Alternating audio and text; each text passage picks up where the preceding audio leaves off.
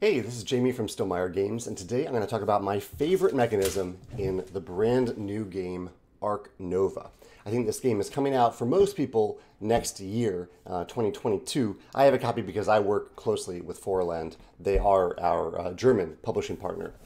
I will say, so I'm a little biased here, but really, I love this game. I have played it only once so far, played it at 3 players, and I will say it's a heavier game than the type of game that I typically really enjoy, but there's so much depth, so much theme, so many interesting decisions and great mechanisms in this game that I had a blast, and I cannot wait to play it again. It truly is fantastic.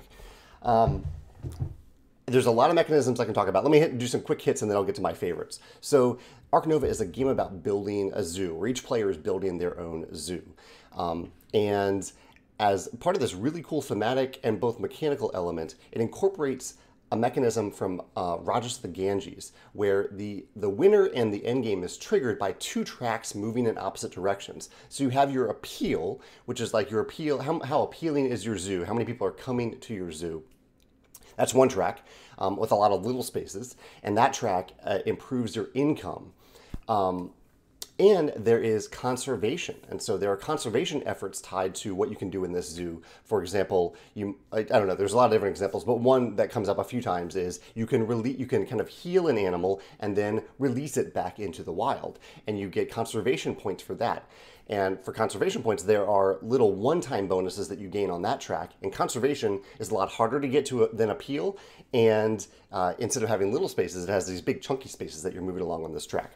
I'd show you the board, but the board is really, really long.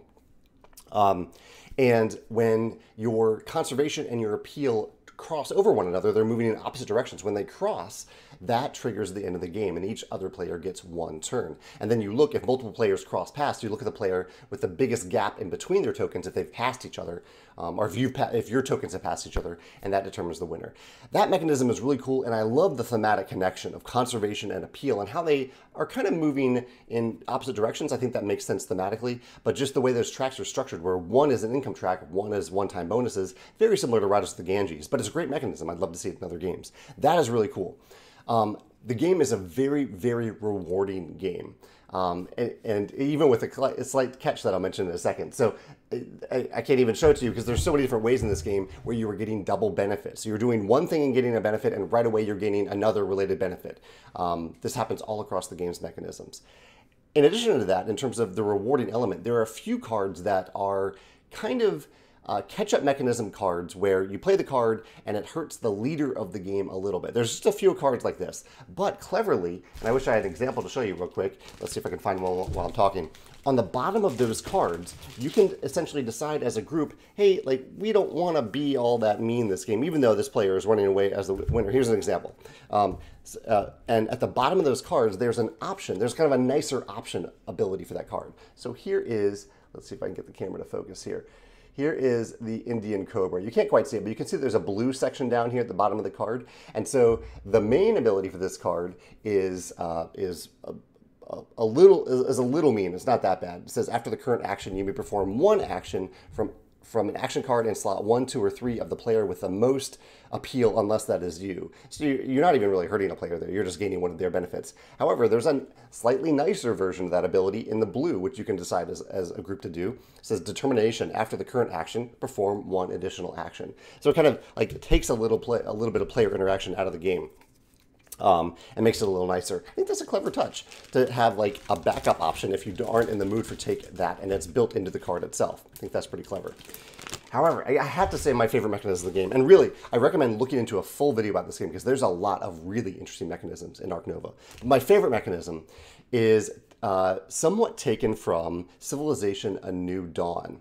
And that mechanism is that you have this card action system. The way it works is at the beginning of the game, you'll put, well, it doesn't really matter at the beginning of the game. Throughout the game, you have these cards in order from 1 to 5. These cards aren't ordered 1 to 5, but your player mat is ordered from 1 to 5, left to right. And whenever you use a card, You use that card and then you take it out of the slot, you shift all cards over, and this card goes down to the 1 slot. And the power of this card, how strong this card is when you use it, depends on that slot. So if I pull this out of slot 4, this says build 1 building with a maximum size of X. And so I can build a building that is at least 4 hexes large because this was in the 4 slot. And so these cards get the more powerful as you don't use them, and then when you do, they go down to slot number 1 again. This is in itself a brilliant mechanism. It really helps you focus in a game with lots going on. I was able to kind of, when I was a little overwhelmed, I would say, okay, what are my cards in the 4 and 5 slot? I want to use those cards. Some of the cards even have a special bonus when you get to the 5 slot. Like, it's not just extra powerful, but it has something that you can't do in the lower slots, which makes it feel all that special when you get that card up to the 5 slot. In addition to that, there's a token that you can play to increase the strength of a card by 1. So if I'm playing that card out of the 4 slot, but I really want it to be a 5, I can play it, discard that token, and just act as if I'm playing it out of the 5 slot. That's a really cool innovation. However, on top of all that, the really big deal is that throughout the game, you can upgrade these cards. So you can see all these cards start off on the blue side.